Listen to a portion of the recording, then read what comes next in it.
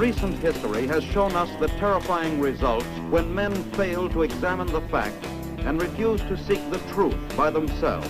It is this menace of misinformed, misguided peoples that has compelled the American citizen serviceman once again to take up arms to defend his priceless freedom.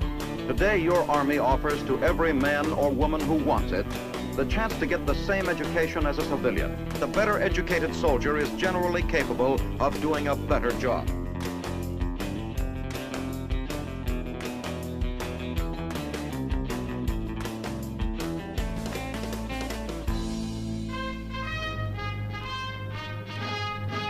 From Korea to Germany. From Alaska to Puerto Rico. All over the world, the men and women of your Army are on the alert to defend our nation, you, the American people, against aggression. This is the big picture.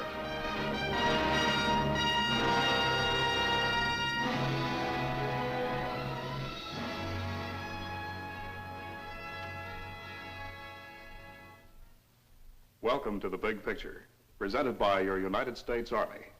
I'm Captain Carl Zimmerman. Your Army is aware of its responsibility to turn out first-class citizens as well as first-class fighting men. That's why it provides news, information, and education for all its personnel. In fact, it's possible for a soldier to leave the Army today far better educated and informed than he was when he came in. It's the soldier's responsibility, just as much as it is yours, to be aware of the problems facing our country today, here and abroad. Let's see now how your Army encourages its men and women to keep informed.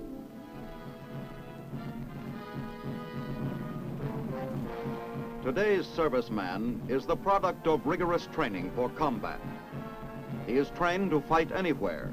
From the day he enters his branch of service, he knows the chances are he will get duty overseas, maybe Japan, or Germany, where our forces are constantly alert against a surprise blow by a ruthless aggressor.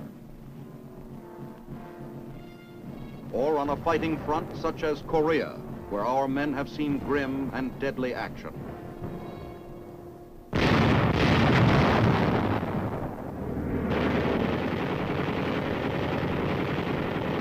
Despite such word-juggling terms as Cold War, Hot War, or police action, he is fighting a major battle in a campaign in which his country's survival is at stake.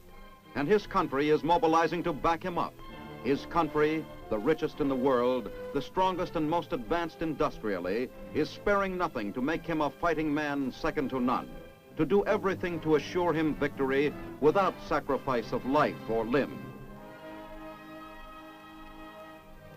He is better fed, better clothed, better armed than his communist enemy. His equipment, his transportation, his firepower are far superior. He has one more advantage, something that cannot be calculated in gun caliber or weight of metal, but which gives him a wide margin of superiority nonetheless. He is better informed. All the techniques of information, the media of mass communications, are used to tell the serviceman what is going on in the world. A gigantic armed forces radio network spans the globe. And where radio goes, the motion picture is usually not far behind. Dozens of films produced by the Department of Defense describe and explain the important facts of life in today's world events.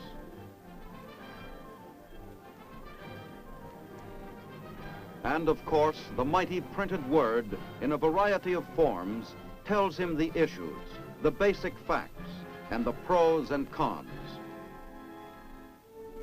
The communist soldier gets information of a sort, censored and twisted by a political officer, an official interpreter who makes sure the news is presented in accordance with the party line, regardless of omission or distortion. Belief comes ready-made. Conviction is injected by the needle of false propaganda. There are no arguments or discussions unless they follow the official view. There must be agreement, or else. Our armed forces believe the best kind of fighting man is the one who knows why he is fighting. Therefore, it provides him with information and lets him think things out and make up his own mind. Facts, not falsehoods. The simple truth instead of the big lie. Keeping him informed is not just a routine phase of armed forces training, something learned and executed by the numbers. It is a natural outgrowth of his status as a citizen and serviceman, a man exercising his rights and responsibilities of citizenship in the freest of democracies.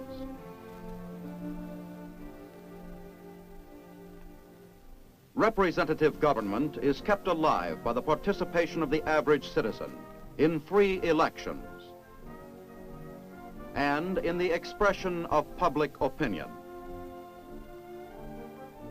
Mr. John Doe has access to many newspapers and magazines which reflect various shades of opinion so that he can inform himself of all sides to a question and make up his own mind.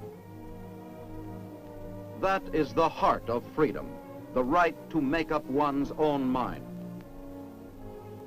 And to speak and act freely without fear, as long as the public welfare is not endangered.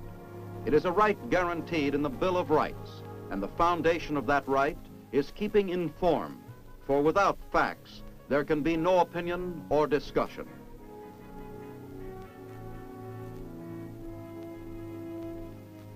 Our forefathers understood its importance during the Revolutionary War.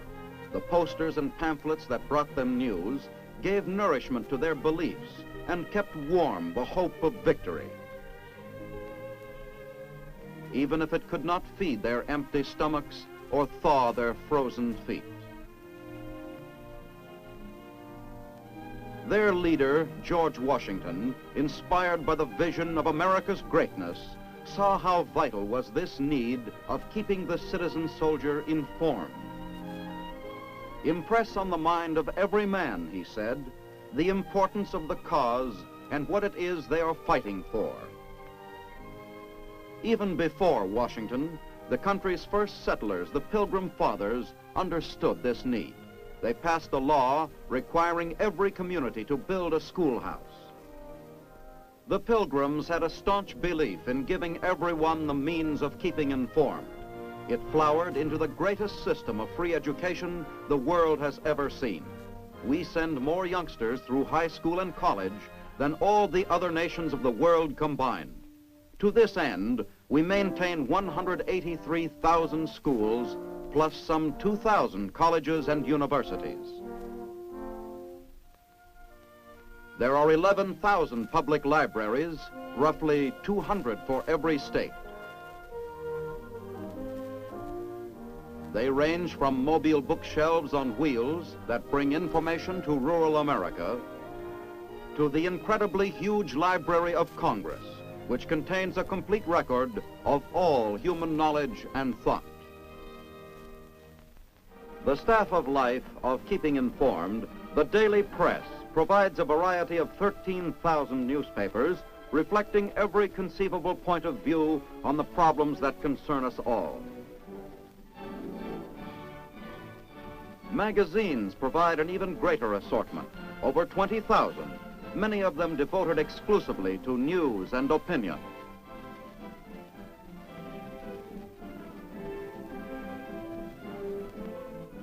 More than 3,000 radio and television broadcasting stations keep Americans posted right up to the minute on the latest world events. Over 40 million Americans get a supplementary news diet every week by watching newsreels in more than 18,000 theaters. Every citizen in this free country is able to use this rich variety of information services. Every serviceman, as a free citizen, can do likewise. Recent history has shown us the terrifying results when men fail to examine the facts and refuse to seek the truth by themselves. When they turn over that right and that responsibility to one man, they not only surrender their minds, but their hearts and souls as well.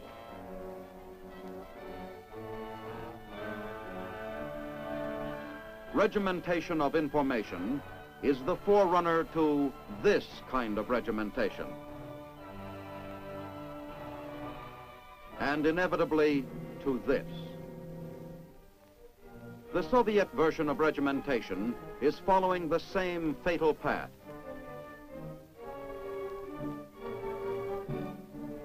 When the people of communist countries are not permitted to look beyond the Iron Curtain, when they are unable to inform themselves about the rest of the world, of the nature of other people, their hopes and feelings, they become robots, puppets, passive and unthinking, submissive to the orders of dictators. Easily inflamed by propaganda of hate and lies, and sacrifice themselves to the warlike adventures of their masters. It is this menace of misinformed, misguided peoples being driven herd-like to aggression that has compelled the American citizen serviceman once again to take up arms to defend his priceless freedom. He does so grimly because, unlike his communist enemy, he does not glorify war.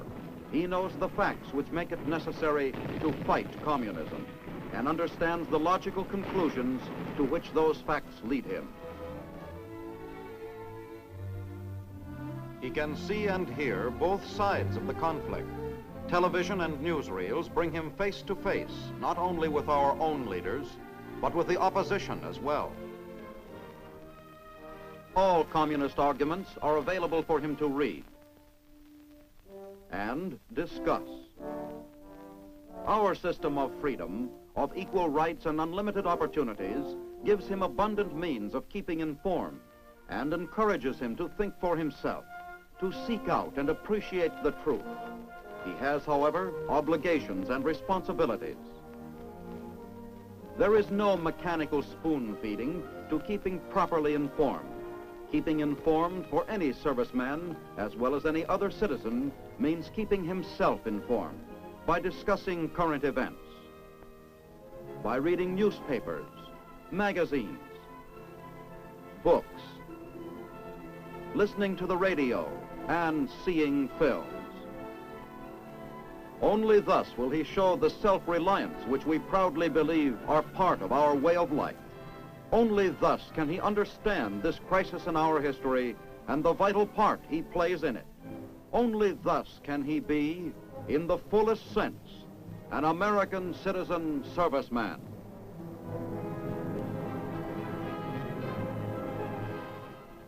By keeping him informed, your Army encourages the American soldier to have independence of thought and belief, an independence which belongs to him as an American citizen. We'd like to tell you about information in the Army and have you meet Major John Danzenbaker of Ambler, Pennsylvania, who was the I&E officer with the Army's 3rd Division in Korea. Well, John, tell us about the men in the 3rd. How did you keep them informed? Well, Carl, for radio, we had all the facilities of the Far East Network, which included several mobile transmitters in Korea. For newspapers, we had the Stars and Stripes and our own 3rd Division newspaper. Then, of course, whenever there was an opportunity, the unit commanders brought their men up to date on the current situation by means of discussion. Well, that meant then that the soldier in Korea was getting the same news, the same information that the people back home were getting, right? I think so, Carl. The radio and the Stars and Stripes both had full access to all the commercial news services. Mm-hmm. Did all the soldiers see the newspapers, John? I think most of them did. The basis of distribution for Stars and Stripes was 1 copy for every 5 men. Well, certainly, John, it was difficult to prepare a newspaper in Korea. You mean our 3rd Division newspapers? Mm-hmm. Well, of course, there were some problems, but I think we overcame them. We had a very fine crew there. I used one man as a reporter. He visited the units almost all the time. He actually went out on combat patrols. He participated with some of the frontline companies when they made an attack, and that way we had very good local news coverage. The balance of my crew spent most of their time monitoring the radio and in the production of our own newspaper. Mm-hmm. Well, now getting back to radio, certainly soldiers in the rear areas were near a radio at all times. But how about this man in the front line? Well, I think he did. The Army issues radios on the basis of one for every 50 men. And in order to make that go around, many of our units have rigged up systems with their telephone switchboards so that the radio programs can be piped out to every telephone outlet. This meant that even the man up on the advanced outpost could listen to the music and the news as it came over the radio. Well, I'd say these troops of the 3rd Division were really informed at all times, John. But can you tell us about other units in the Army? How do we keep them informed? Well, troop information is a continuing process. Actually, from the time when a man gets into the Army and takes his basic training until the time for his discharge comes up, he is kept fully informed. In basic training, he's taught why he's in the Army, what his duties and responsibilities will be, and so on. As he joins a unit, this training continues. Prior to the time when he goes overseas, he is told something about what he may expect in his overseas assignment. Thank you, John. In keeping the soldier informed, the Army feels he's a better soldier. And in furthering his education while he's in uniform, he becomes a better soldier, too. Now we'd like to tell you about Army education. Most of us Americans are so used to our good schools that we're inclined to take education for granted. Some of us look to the trades, others to the business world or the professions. No matter which we choose, we know that education pays off in better jobs with greater opportunities. Some people think that a man leaves his education behind him when he puts on an Army uniform, but that isn't true. Today, your Army offers to every man or woman who wants it the chance to get the same education as a civilian. No matter what his rank or race, he can finish high school, get college credits, or learn a trade. In any part of the world, your Army is prepared through the Army Education Program to help each soldier get the education he needs for his future. Group study is the first of 3 methods of learning available to the soldier. To bring the education program to soldiers, wherever they are stationed, there is an education officer. He is there to help a man plan his off-duty education. There are hundreds of class subjects available in group study courses, everything from arithmetic to atomic physics. There is classwork in high school and college science, and in some places, even the classrooms and laboratories of local schools and colleges are open to the men and women of your Army who want to learn. There are field trips in many subjects for new experiences and learning. Your Army has 2 good reasons for encouraging this civilian-type education. First, experience during World War II revealed that the better educated soldier is generally capable of doing a better job. Second, these courses of study can be used by the soldier to help qualify him for promotion. In the long run, the main benefit is enjoyed by the soldier student himself by learning. Instructors, civilian or uniformed, are picked for their job because they know their subjects. They use the most up-to-date materials and equipment.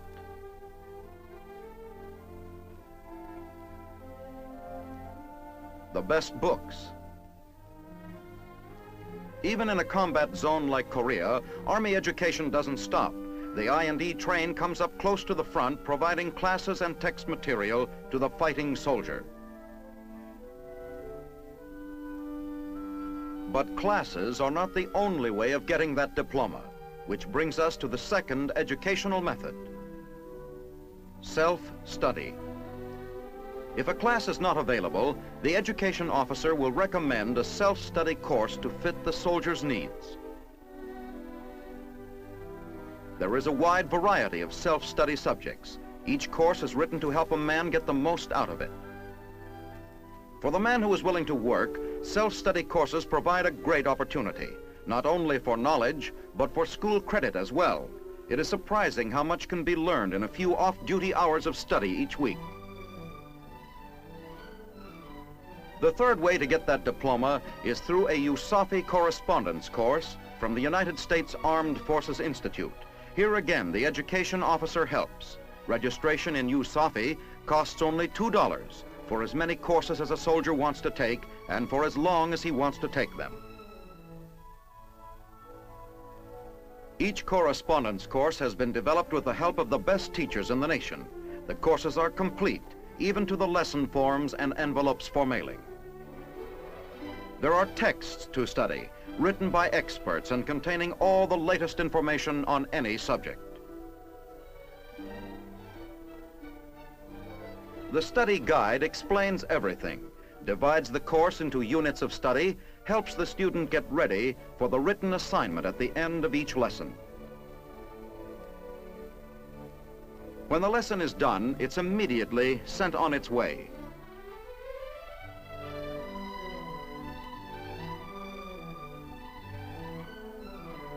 In no time at all, it is at the nearest unit of the United States Armed Forces Institute, the biggest school in the world.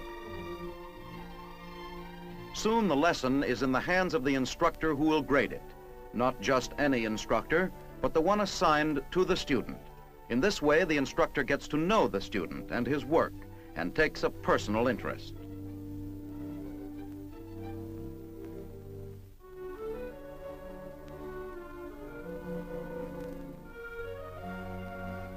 She's in there pitching with a criticism or a compliment just at the time the soldier needs it. It doesn't take long to complete the courses, not with everybody on the soldier's side, helping him to prepare for his end-of-course tests. Even here in Korea, the I&E truck of a fighting division arrives at the front line so the education officer can assist the soldier tackle another lesson, another step toward better education, or perhaps a diploma from the school back home. When the principal of the school back home receives the end-of-course marks, he applies them as credits. There is credit, too, for a man who has learned from the books he has read and from the knowledge gained from mastering Army skills in his regular military training. A general educational development test measures this knowledge gained through service experience and training. With the help of the education officer, USAFE, and the principal of the school back home, wherever a soldier may be stationed, he can still graduate from his own school.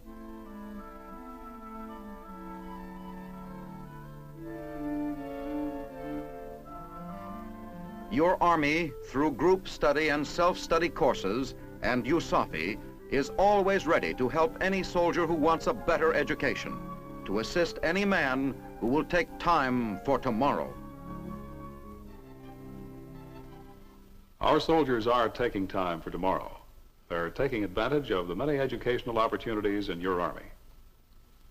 Dr. Ralph W. Scott, Chief Educational Advisor, Department of the Army, is with us to reveal some very interesting facts about Army education. Well, Dr. Scott, the primary mission of the Army is to fight, of course. So why are we interested in education? Well, Carl, the Army has found that the more education a man has, the better soldier he is, and the better citizen he will be when he leaves the Army. Mm-hmm. Well, do you mean that this man, as a soldier, can get the same education as he would as a civilian? Yes, indeed. The Army is the greatest adult education agency in the world.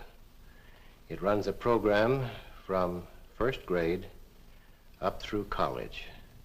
A soldier can study and go as far as he wishes. A few figures might interest you.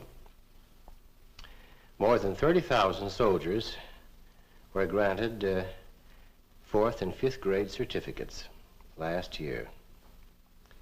And the overall figure for overall participation was 240,000. Well, that's all right here in the States, where you have all the facilities available, but how about overseas? Overseas, the program is just as extensive as it is in the States here. It might interest you to know that 3 great American universities have gone overseas to offer courses to soldiers. In Europe, for example, the University of Maryland offers courses in more than 60 centers. The professors are flown right from the University of Maryland campus, flown over there. The same courses are given there as on the campus. A student can get his degree in Europe without ever having seen the Maryland campus. There are over 5,000 men enrolled in Maryland overseas. The story is somewhat the same in the Caribbean area, where the University of Louisiana State to be exact, is offering courses to the soldiers. And in the Pacific, the University of California has many centers for soldiers to study in. Mm-hmm. Well, now, Doctor, how about Korea, where the soldier is in combat? You might think that in a combat area like Korea that the soldiers would not have time to study, but that is very far from the truth. In fact, last month, we found that more than 30,000 soldiers were enrolled in correspondence courses in Korea. Mm. Sometimes they are studying within sound of artillery fire. We take those courses to them. We take all the educational facilities to them through educational trucks, which go everywhere where the soldier is. And there's, in addition, an educational train which goes up the track to the front line as far as it can, perhaps in sound of artillery fire. And there the soldier can relax and read in the library that's on the train. He can take a test, or he can buy a correspondence course. And these soldiers are eager for education, even in Korea. This eagerness was illustrated in a rather amusing way in a letter of which I saw a copy the other day. The soldier was sending in his weekly lesson in a correspondence course. He was late, 2 weeks late. He said, "I'm very sorry, sir, that this lesson is 2 weeks late, but my wife gave birth to twins this last week. I promise, however, that this will not occur again." But all humor aside, the soldiers are very earnest and much interested in their educational opportunities in the Army. Thank you, Dr. Scott. We'd like you to remember those two letters, I and E, information and education. They mean that your soldier today is the best informed, the best educated soldier in the world. Our thanks to Dr. Scott and Major Danzenbaker for being with us. Next week, the big picture will show you our Army in training. You'll get a close-up of the combat soldier. This is Captain Carl Zimmerman inviting you to be with us then.